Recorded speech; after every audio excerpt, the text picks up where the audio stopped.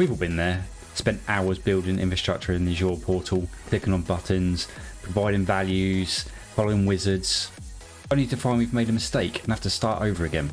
Or some of us may have worked on projects where the customers keeps changing their mind or change their mind right at the last minute, which requires a complete teardown and start over. What if there was a way that we could actually make this easier for us infrastructure guys?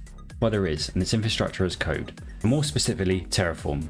In this next series of videos, we're going to learn how to use Terraform to deploy resources into Azure. This is just a short video where I just want to quickly outline what we're going to cover in the rest of the series.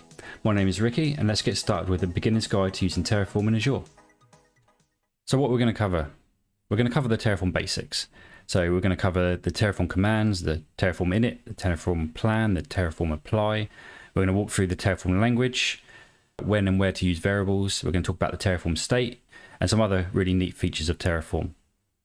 We're going to cover the installation of Terraform and the tooling, code editors, the Azure CLI and the actual Terraform installation itself. And then we'll move on to deploy some resources into Azure using Terraform. We'll follow a real world scenario which I've got coming up in a following slide. And then finally, we're going to configure Azure DevOps to use as a code repository for our Terraform configuration files and set up some release and build pipelines.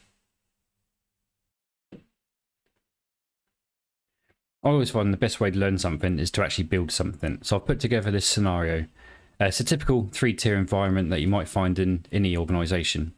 So we're going to deploy a virtual network with multiple subnets, and it's going to host a web application server that's going to be protected by a web application firewall.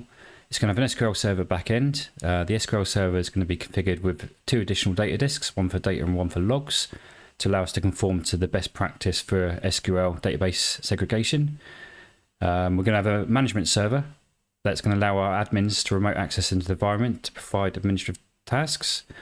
We're going to store all our secrets and passwords and certificates into a key vault, and we're going to access that key vault through a managed service identity. We're going to provide guest customization by using the extension, the guest customization extension, and we're going to store the scripts over here in this storage containers. We've got a couple of public IP addresses. One's going to allow our users to come through and access the web application server, and the other one's going to allow our admins into the remote management jump box. And obviously all this is going to be contained within a single resource group. So this is a diagram that we're going to refer to throughout the video series, just to make sure we keep on track with our project. So let's quickly cover some of the course prereqs. This is a complete beginner's course, so you don't really need to have any experience with coding whatsoever. We'll cover everything in the course. You do need some basic knowledge of Azure though. I mean, after all, we are going to be provisioning all our resources into Azure, so you need to have some knowledge of Azure. And that's about it really. In terms of the labs, if you want to follow along with the labs, you will need an Azure subscription. You can sign up for a free 30-day trial. You will later on in the series need an access to an Azure DevOps account. Again, you can create a free tier of that. And obviously you're going to need a client computer. I'm going to be using a Windows 10 machine, but you can use whatever OS that you prefer. So what is Terraform? Well, Terraform is an open source tool used mainly for provisioning and maintaining infrastructure in the cloud. For those that don't know, infrastructure as code allows us to manage infrastructure with configuration files instead of using, say, the Azure portal or some other graphical user interface. Terraform can be used to manage infrastructure on multiple cloud platforms. So we're talking Azure, Google, AWS.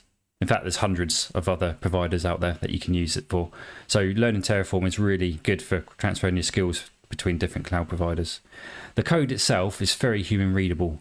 Makes it really easy for us beginners to actually be able to write code quickly and start deploying some resources. I don't know if any of you have ever seen the Azure ARM templates written in JSON. They're awful, and yeah, people like to shy away from those. But Terraform, lot better to code with. The use of Terraform state allows us to track resources and changes throughout all our deployments, so we can keep track of our deployment life cycles. And remember, all this is in code and versions, so it's really beneficial to an organization. And finally, we can commit our Terraform code to code repositories to allow for version control, collaboration, and then we can use it to do other DevOps concepts like build and release pipelines.